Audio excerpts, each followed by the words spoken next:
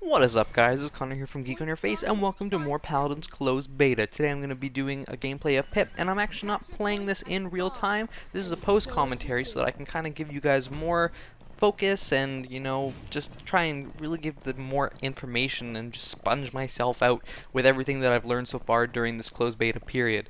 And I'm going to try and give you guys more tips and tricks, and obviously this is a closed beta, so things are going to change a lot. The champions are going to change, cards are going to change, so information may not be correct a couple weeks down the road, who knows, but for right now, I'm going to be going over with Pip. This is a pretty good game I had, and right now you can see I'm aggressing onto the point. I'm not anywhere near the point, but I'm autoing in a way that I do damage onto almost the entire capture zone, which enables me to just rack up a lot of damage and, more importantly, pressure the enemy team off of it, which allows the rest of my team to actually finish up and pick up the kills. And here, instead of capturing the point back there, you can see that I'm following this Pip. I'm not doing this to be greedy and get kills. I'm doing this so that the Pip can't possibly go regen and aggress back onto the point.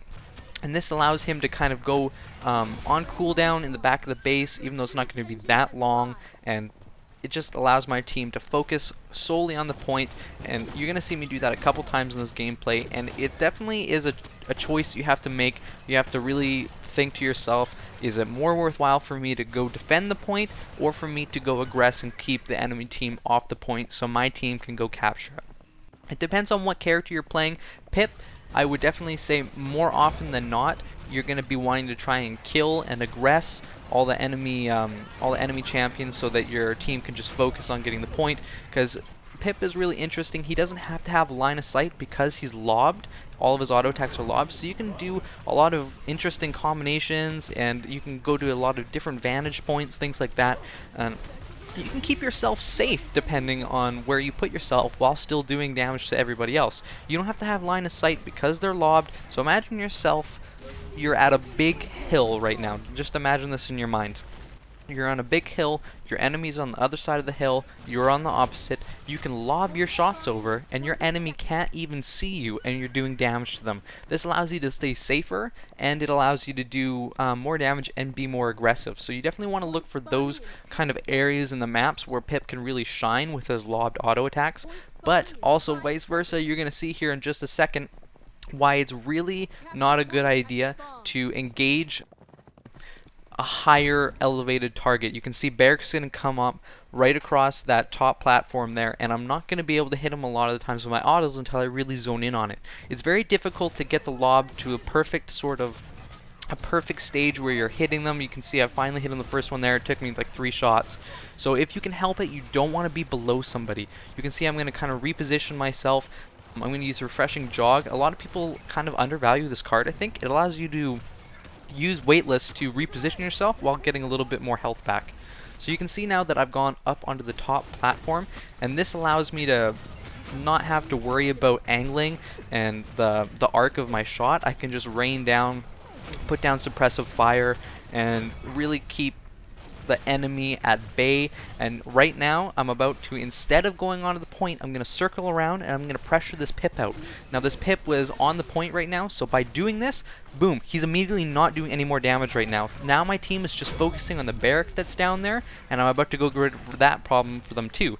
So by doing this, by chasing the kills and not standing on the point, I'm keeping the enemy team at bay, and now they've just got the siege engine with, no issues whatsoever, because I took care of Pip and Barrack on the sidelines, as well as doing damage to everybody else. Now you see I wait, I'm following this guy right here just so I don't lose track of her. I hit her, knock her off of her mount, she's gone invisible, so I don't waste any more time with her. I'm just going to put some damage into this ruckus that is following the siege engine, and then I'm going to keep on traveling with the siege engine, just so that I can kind of keep it safe, get it to the enemy base with as much health as possible. This guy is in a really bad position, so me and the Grok take her out. That's a really good example of Pip's amazing burst. What you want to do is, a lot of the times you can really bring somebody down with a quick auto attack canceled into your explosive flask, and by canceling I mean the second you see that Pip's grenade launcher has fired out a projectile, you immediately hit Q, and then after you've thrown your explosive flask, you can auto again. It just condenses your damage into a smaller amount of time and increases your DPS altogether. It's definitely an important skill that you want to basically bring to all the different champions. Will have some form of canceling or another, most likely, and Pip is just happens to be a little bit more important, I think. Like his burst definitely really comes from that auto Q auto combo, and here I get kind of baited, but I'm at least not going to sacrifice myself for no reason. Anytime you know you're going to die, you need to at least try and take somebody out with you. You see Barrack was hiding behind his barrier, so I go over to the side and force him out of the cover of his barrier so that I can kill him really quickly and just burst him down. And you definitely always want to trade with people at the very least. You should at least try and take 2-3 people down with you if you can manage that. It's definitely a better idea not to die at all. Unless it's like the very, very last siege and, you know, whoever gets the siege is going to win. Then, if that's the case, just get on the point. I don't understand why people are so afraid of that. If it's the last siege, it's like 6 sieges in, the siege is going to be super strong. You know, nobody's going to be able to destroy it before it gets to their vault, and they're going to win. Whoever gets the siege is going to win. Just get on the point. I don't know why people are so afraid of just getting on the point. What's the worst thing that's going to happen? You're going to die and then you lose? Here's what's going to happen if you don't get on the point. You're just going to lose. So there's no difference. You can see I'm kind of toying around with this Barrack right now, and you might think that I'm chasing a kill there, but you can see they're completely uncontested now. But if I had gone over there, we would have been hassled by the Barrack again, and possibly somebody could have misplayed and gotten killed, which would have hindered our ability to push the siege farther. So we're going to just try and walk up with the siege now. Sky's really out of position. I'm going to hit her with a combo again. See auto cancel on the Q, auto again, and she's just melted completely.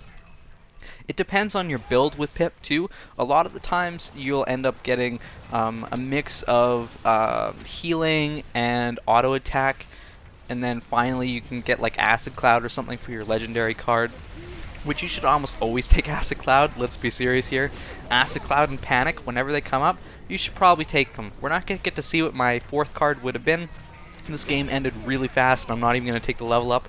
I'm just going to go ahead and I'm going to focus on the vault. Since I already have Thermite loads, I know that I can just DPS this down and we won't have any trouble at all. But that was a quick Pip gameplay, guys.